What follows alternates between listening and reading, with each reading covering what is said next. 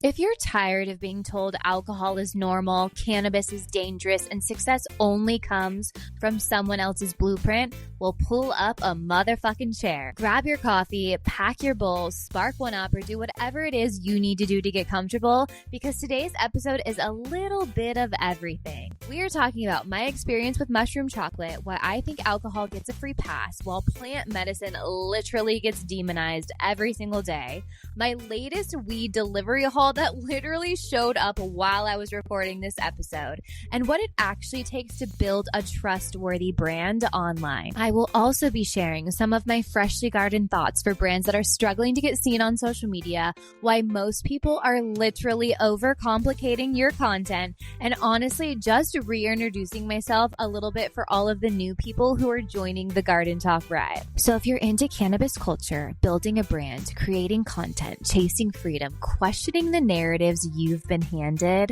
and having real conversations without all of the fake guru nonsense, you're in the right place. It's time to light up and level up, and welcome back to the Garden Tok podcast. I just spent $237 on weed that I'm waiting to be delivered here to my home. But weed delivery people, what's going on?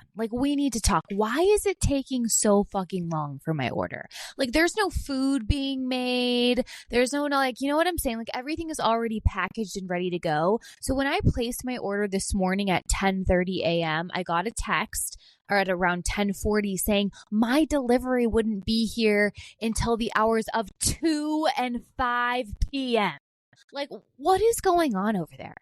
I know it's not that hard. I'm aware that it's a warehouse that these people go to and they pick up this stuff. But again, if nothing's being made and everything should be already packaged and ready to go, why the fuck are we taking so long? I feel like you could be making so much more money if you just had faster, more there's nothing that irks me more than people who work in a service industry that don't have a sense of urgency. When a bitch places a weed order, this is an emergency. It's urgent. It's urgent that you bring me my stuff because number one, I'm paying extra for it. Let's just be real. I'm paying extra for it because I don't want to drive anywhere and I just want somebody to bring it to me. You know what I'm saying? Number two, I'm paying so much money in taxes on this weed. It's honestly, it's very upsetting. The amount of taxes, I wonder if I can bring up my order and the receipt, because the amount of taxes that I'm paying on this flower, my Mary Jane plant outside over there, grow faster. Okay. Grow faster, because shit's expensive out here. Let me just pull up my order here really fast. Just so I can talk about the taxes. Okay.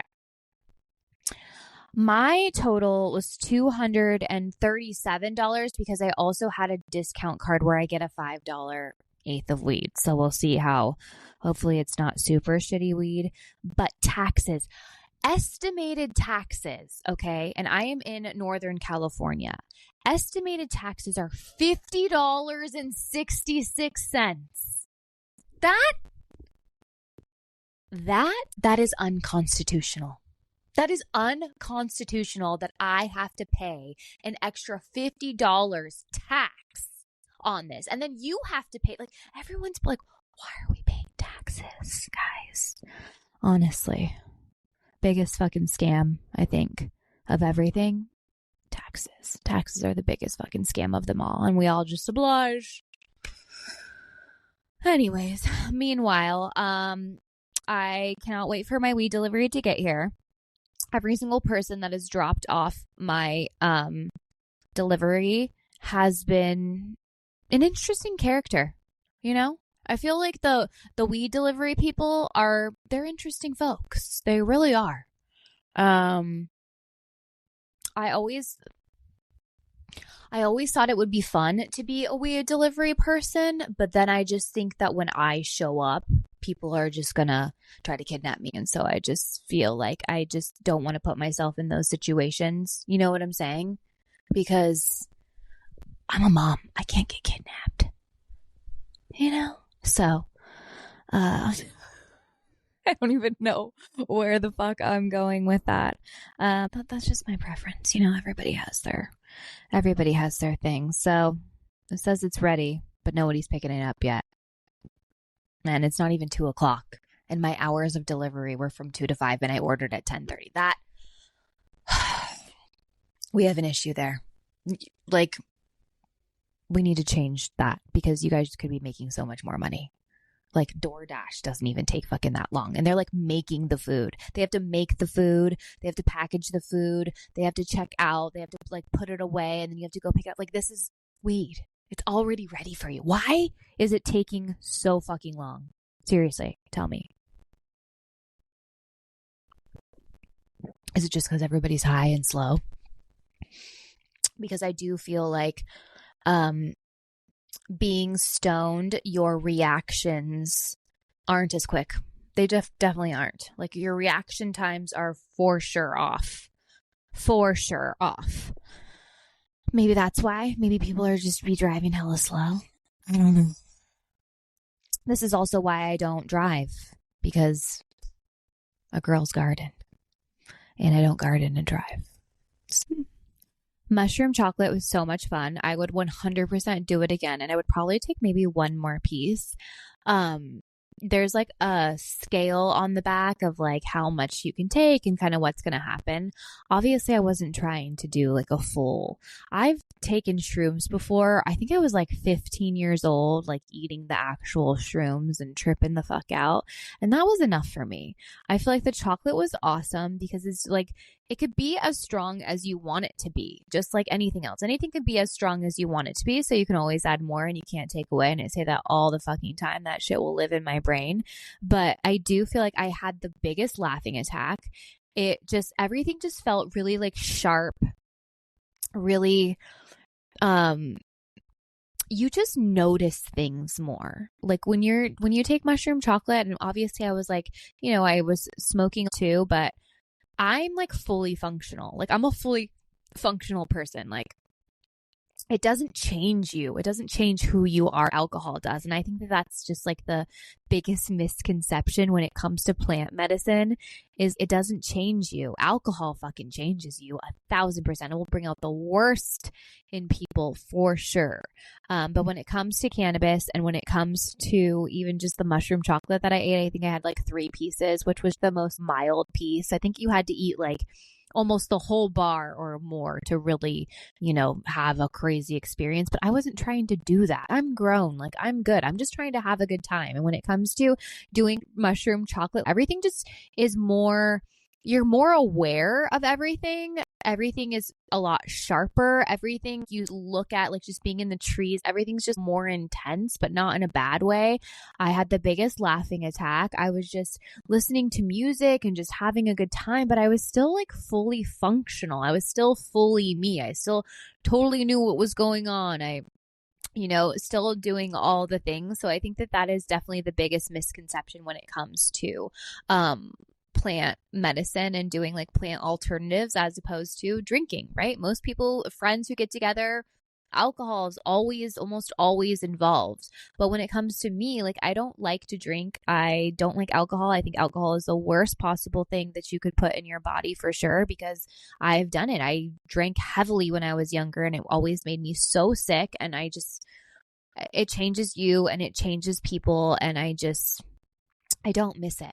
Like, I love the fun drinks, right? Because I actually like enjoy to drink a drink that tastes good, but I do not miss alcohol whatsoever. I think it's just the habit of it when you're out with friends, or if I'm like going to eat Mexican food, it's like chips and salsa, margarita.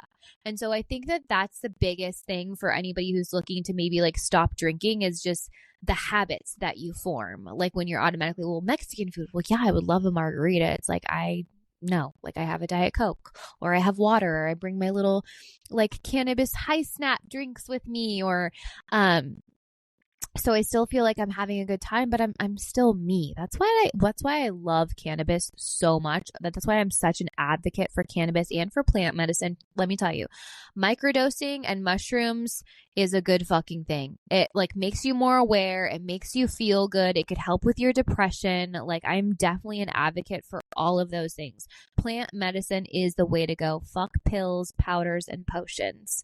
You really just need weed and maybe a little mushrooms every now and then, right? I will say that I think the older my kids get, the more of a stigma. I don't know, maybe I will. A lot of people ask me, like, well, what do your kids' friends' parents think about you? And if there's somebody who follows me online, I don't really know what they think about me. I really don't care what they think about me. But if they have a problem with their kids being friends with my kids because of me, then those aren't people that we need in our lives. Like I feel like when I pulled my boys out of school to do homeschool, like the biggest thing that people or like my parents were like saying was like, oh well, how are you going to socialize them when you could literally go out to the grocery store or be standing in line somewhere and nobody will be fucking talking to you and they are full grown adults and nobody is fucking socializing with you. I'm like socializing them, but like what the fuck? First of all, I have two boys that are 2 years and 2 months apart and they are each other's built-in best friends. So they don't need to be forced to be around with shitty people's shitty kids. I think that's the biggest misconception too around public school and putting your kids in school. We're forcing them to be friends with fucking dude, sometimes I don't know. I don't even know if I should get in on this topic and this subject, but yeah, I just feel like we've all been lied to about so many things, and it feels good to know the world has finally been waking up. Like I hope so for the most part. But again, I do believe that we're in a spiritual warfare. I do believe that we're in a mental warfare. I feel like the games of war have changed and you have to be strong up here if you're going to make it, really, in anything. The question that people always ask me all the time too is, how do I talk to my kids about gardening? First of all, I've been gardening for such a long time. I think the first time they maybe like have said something about it was like a few years back, where I've always like gardened. I was never trying to hide anything as a parent or as a mom. Obviously, when they were little, they had no idea what was going on. So it wasn't really until I think my son turned like maybe like even like 5 or 6. Like they never really said anything before. I definitely wasn't as open with it as I am now because now I do it for a living, right? I feel like it's definitely become more of a topic of conversation because I do it for a living. And so I'm, talking about things more and I'm filming things more and I get so many packages dropped off at my house. It's like, okay, well, now we have to have a conversation about it. Whereas before, I think that they knew that it was something that it was just adults. It's, it's like drinking and alcohol and all these things. There's some things that adults do, obviously, but really just talking about it, about the plant, being open, not trying to hide it, I feel like is so important.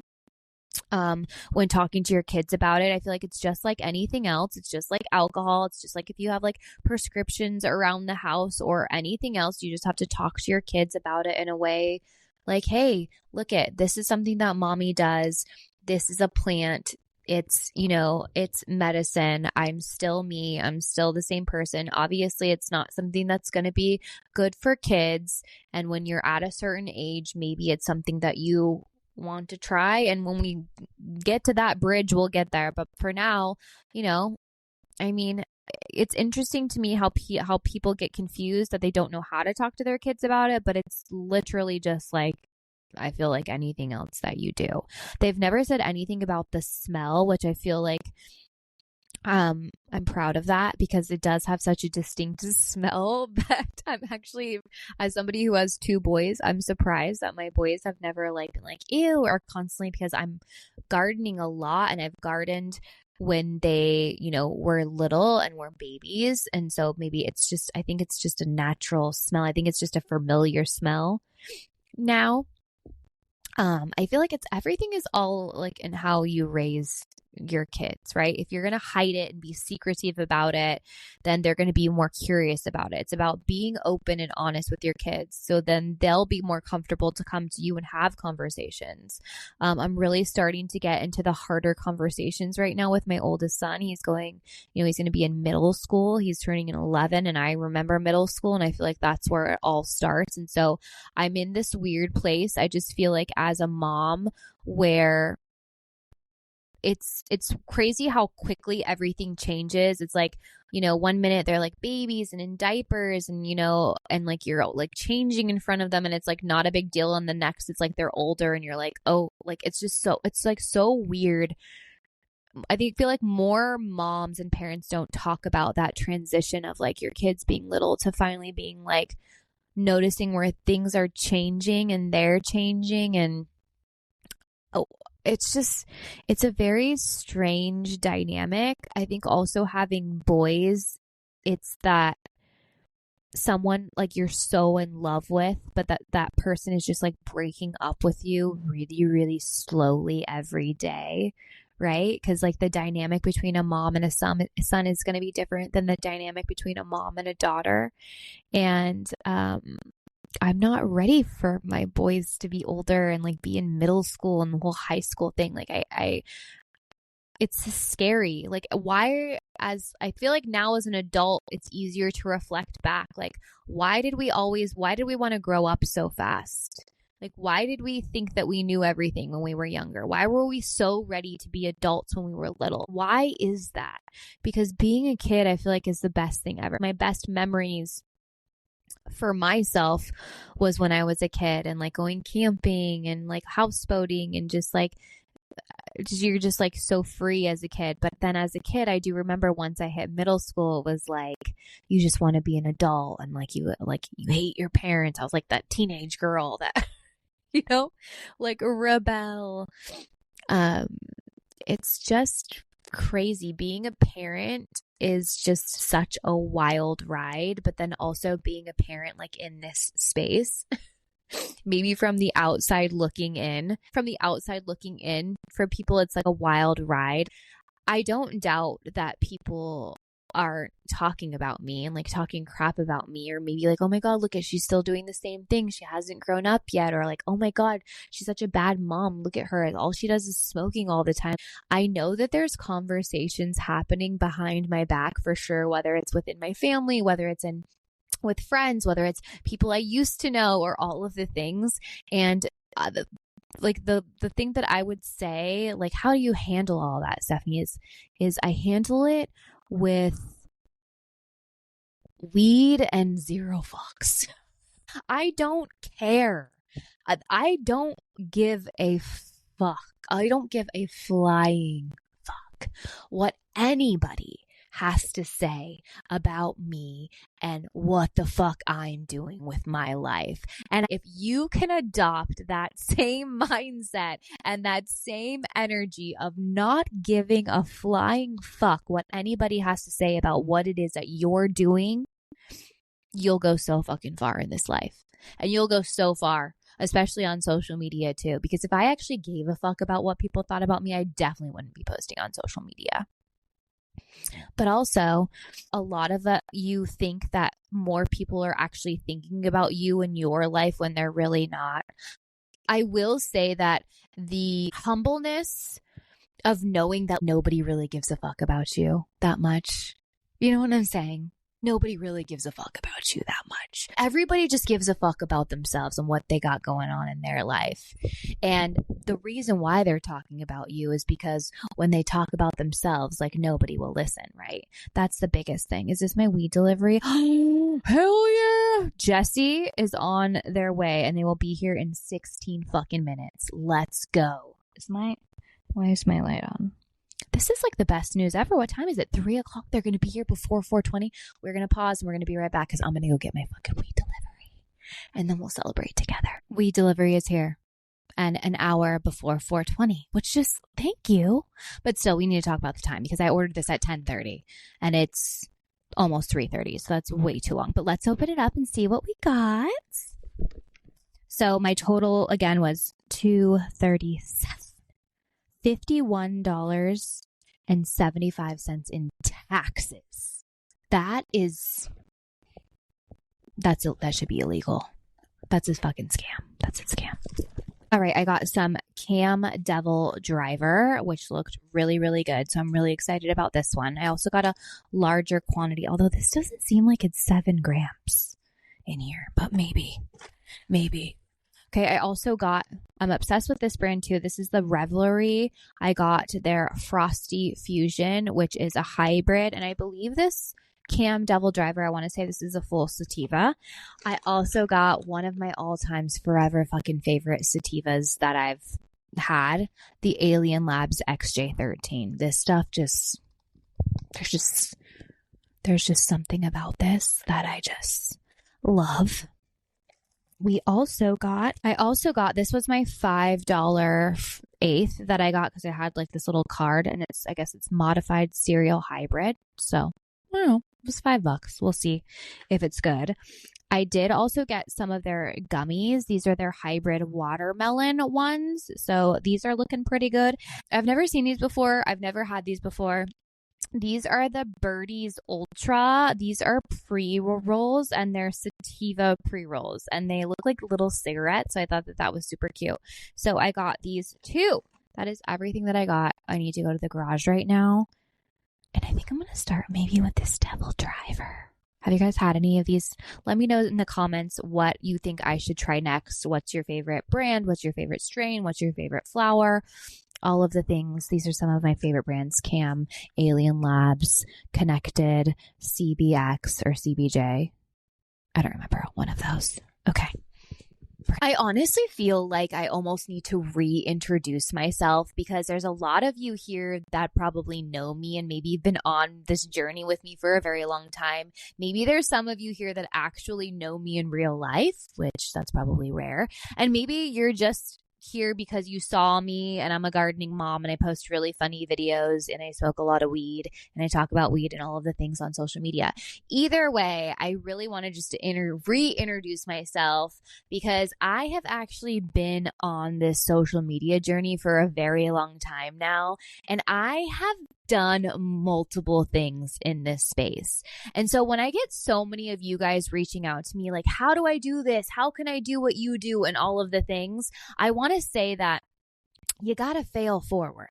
You really have to fail forward and go try a bunch of different things. Because like I said, this isn't my first rodeo. This isn't my first page that I've created or have gone viral in a niche I can't even tell you how many videos I've made, but it's definitely well over probably 3,000 videos, I would say, or more. I have made and posted so much content in multiple niches that if you were to ask me, Steph, how do I do what you do? You just have to start posting. I mean, that sounds super cliche and it's probably not what anybody wants to hear, but it's very true. Like in order to actually be successful online and get seen and get free shit and actually make an income, like this is what I actually do for a living. I've been making money with utilizing social media for a few years now. In fact, when I first got into this space, I was in the high ticket affiliate marketing space. I made my first $10,000 on utilizing this free app within the first 3 to 6 months when I started this journey, and I didn't know what the fuck I was doing. I had tried a bunch of different things prior. You literally just have to fail forward and you will figure it out. Honestly, when I first got into this, I had no idea what I was doing whatsoever. And so I just mimicked what other people were doing online. So then I could finally get a sense of what it is that we're doing here. I feel like that's the hardest part for people is people want to start posting on social media, but they just don't even know where to start. And what I would say is just see what's working for other people and then mimic that for yourself. And here's where I know all the hate is going to come in, because I cannot tell you how many times that I have seen creators cry or be up in arms or call people out or just be so mad and upset that somebody posted the same type of content that they posted. Okay. And here's the thing. There's a difference between stealing somebody's content and like, how do I say? There's a difference between stealing somebody's content and their product and just totally just like, copying everything that this person is doing and trying to be that person. And then there's a difference between taking a good piece of content and recreating it for yourself. And I feel like those lines get blurred with people, right? Because I do feel like it's wrong to completely just, take somebody's whole entire concept and idea and every single piece of their content and maybe create the same exact product in them and try to be like, I'm being authentic and, you should invest your time, money, and energy into me. And I think that that is completely wrong. What I am talking about here, if you are somebody who you want to get into posting on social media so you can get brand deals or get free product or actually, create a space for yourself, whatever that might look like for you. When I say do what's already working for other people, I mean take a concept. Maybe it's a hook. Maybe it's what they're doing in the video. Maybe, it's the music that they're using or how they're editing something, and try that for yourself. There is absolutely nothing wrong with that, because here's what happens. And here's why most creators get mad and upset at people when they think that they're stealing their content. How do you think trends happen? Like, let's just think about that for a second, because I'm going to put this whole thing into a perspective for you that you probably never thought about before. But how do you think a trend happens? How do you think something goes viral and creates a trend? Everybody is doing that same exact thing in their video. That's how a trend's created. Like, specifically, all of the dancing videos. If there's a specific song with a specific dance move, and then everybody starts doing that and posting it, that is called a motherfucking trend. The reason why people get mad and upset if somebody takes their same concept idea and does it better than them, it's because it didn't end up being a trend. It just ended up being a creator or two taking your great idea or your great hook, recreating it with themselves and it doing better than yours. And that's why people get fucking mad. Okay. So I wholeheartedly think that each and every one of you, if you don't even know where to start, you just need to start doing what has already worked for somebody else. Because when you start doing that, you're going to start realizing what it actually takes to film content, to worry about lighting, to edit your reel, to put the music in the background, to, think about why or why not a hook worked, whether it was a text on screen hooked, whether it was something you said, whether it was something that you did in the video. We are all begging for attention. Attention is what wins the game. And there's different types of attention in this space. And that is what you have to really get good at. And the more that you do it, the better you're going to get. Okay. And people hate hearing I don't know how I want to say this. People don't love hearing the cliche-ness of an answer when you know that that's the right answer. Like, people like, how do I grow on social media? How do I go viral? How do I, get brand deals and do what you do? The more you post, the better. Like, you guys, like, it's not that hard. It's literally a numbers game. And I would beg that. I've heard a lot of people say like, oh, my reach is in the millions, but I barely post. To be honest with you, I'm going to call bullshit on that, because I've been posting in social media for a very long time. And let me tell you, if you stop posting, automatically your numbers and your reach are going to go down. Unless you have things that are constantly taking off and going viral, right? Because obviously that stuff helps. Pieces of content sometimes take a little while to take off, and that will also help grow your account. But you need to be constantly showing up in this space. You are not doing enough. You are not posting enough. You just aren't. You are not sharing your story enough. Like, I would also love to remind brands that attention is worth more than your product. Like, let's be honest. You could have a great product, but if you don't have any drive or attention to it, it doesn't fucking matter.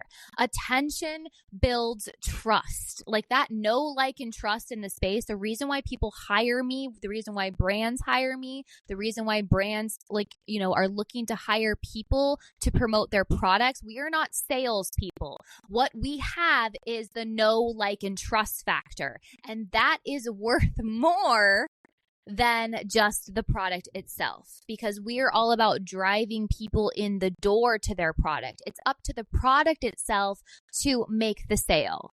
And I feel like a lot of times brands and businesses get influencer marketing confused with sales because they're two completely different things.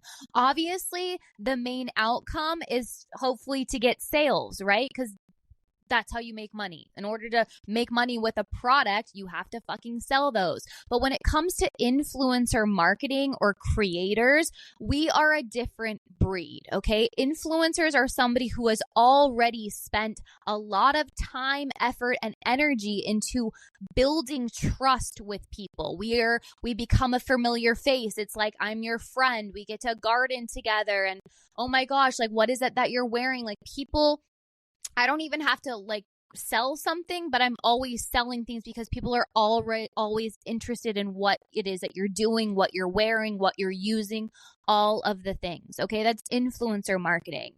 And the reason why influencer marketing is so valuable right now is because when it comes to a new brand or a new product, nobody knows who you are yet. Unless you've just been posting online, which I encourage every single brand and product to do prior to launching. Like, you need to post as much content about your product as you can, because attention is everything, and our attention spans are getting less and less and less, I would say, as each, month and year and week and day goes by. You need to be able to be in someone's face and capture somebody's attention in that first 3 seconds, or somebody is scrolling on. And if nobody knows who you are, the likelihood of them scrolling by versus somebody like me, who maybe I'm a familiar face for them, they're going to be like, oh, I like her, I'm going to stop and listen to what she has to say, versus somebody who they don't even know, right? That's why the know, like, and trust factor in influencer marketing is so fucking valuable. Because if I put my stamp of approval on it, and I've already built such a large following of people who trust in what I have to say, because when they've purchased that thing, it's actually been good, right? The thing about me is I don't ever to promote or talk about something that I don't personally use. I think that that's just bad marketing in general. And you get that a lot with celebrities, which is why I feel like celebrity marketing just is trash nowadays. Like, yes, it kind of still works on social media. You have, people like the Kardashians, or you have a lot of reality stars, I feel, are selling more, probably. I would argue that I would say reality stars are probably selling more in products than celebrities are, because I feel like celebrity marketing is just such trash. It's such bullshit, because people are just getting paid so much money to talk about a product they don't even use. And I feel now in this influencer marketing, with all of the access we have to all of the information, like, people can tell if you're being genuine about something or if you're not. And so it's important, if you're somebody out there who you're trying to make money, you want to get brand deals, don't just take anything that comes your way. I mean, obviously, I know, like, desperate times call for desperate measures, but in order to really build that know, like, and trust factor for the long haul, you're going to want to make sure that you're honest about something and you're honest about a product, because that's going to go a lot longer than that's going to go a longer way than just, talking about a product that isn't good and you would never use it. I would encourage, when I talk to these different brands and these businesses who are getting ready to launch, and when I go and look at their social media pages and they don't even have 30 pieces of content, I'm like, what are you even doing? You need to put just as much of time, energy, and attention into your social media pages as you do the product itself. Because if nobody knows who you are, again, then your product isn't going to sell. This isn't my first rodeo. I've been doing this a long time, and I really started posting on social media, trying to get more brand and awareness for my beauty brand. You guys, I didn't even have a space yet to rent out and I was still starting to create buzz and trying to get clients. And I feel like that's where a lot of brands and businesses miss the mark, is they're waiting for their brand to be done in order to build that know, like, and trust factor, where I believe it's the complete opposite. I believe that brands and founders should be talking about the story and the history and building it with you and us, your audience, together, because that goes a long way, and that really is going to build that trust. So when you are ready to launch a brand or a product, you already have a group of, fans who are willing and ready and waiting to purchase that product, versus doing the complete opposite and not putting any time and attention into, filming behind the scenes. Talk about the highs and the lows. Talk about, why you're doing this, who you're creating this product for. So many brands and businesses, I feel like, miss the mark on that one for sure. I believe that the reason why I grew so quickly in this space is because I built it with you from the beginning. Like, we picked this logo together. We picked the branding together. Like, you guys have been here with me from the very beginning, and I have opened up my life, right, in order to build this and make it what it is. And I feel like that's what made this go so fast, so quickly. Because if you do think about this, when it comes to the Garden Tok and this whole like cannabis content, ecosystem that I've built around this brand and in this space, getting featured in High Times in less than a year, like that was definitely a highlight for me. Reaching 24 million people. I mean, I've, just grown this account so fast, so quickly, and have had so much love and respect and just so much fun within this community. And all of that is just because we've been building this together. Like, this wasn't just me. I wouldn't be here if it was just me trying to build this behind the scenes. It's literally because each and every one of you ride with me every day, all the time, watching this podcast, just all of it. So I just want to say thank you, because it's honestly been a dream of mine. A lot of you have maybe just been seeing me for the first time, and maybe you think that like, oh, I'm just getting started in this space. But if you're somebody who actually knows me, you know that this has always been me. Like, this has always been a dream of mine. I've always loved this space. Cannabis has always been a part of my life. I've only recently started sharing it in the last year. And so I just think that this is just such a cool, full circle for me, because I've actually been teaching social media online for a few years now, just in a different niche. And I got burnt out of, the same type of content that everybody was creating and, selling the same type of thing. And so I completely blew up that business and turned it into this, the Garden Tok. Every single thing that I have done in my life or on social media has led me up to this right now. And it's so cool to be here and to get to interview, different brands and founders and businesses and just creators in this space. And I just want to say thank you, guys. I'm creating a full ecosystem. I have so many amazing things still to come, still coming your way. I'm just excited to be here with you guys. All right, you guys. I'll see you on the next one.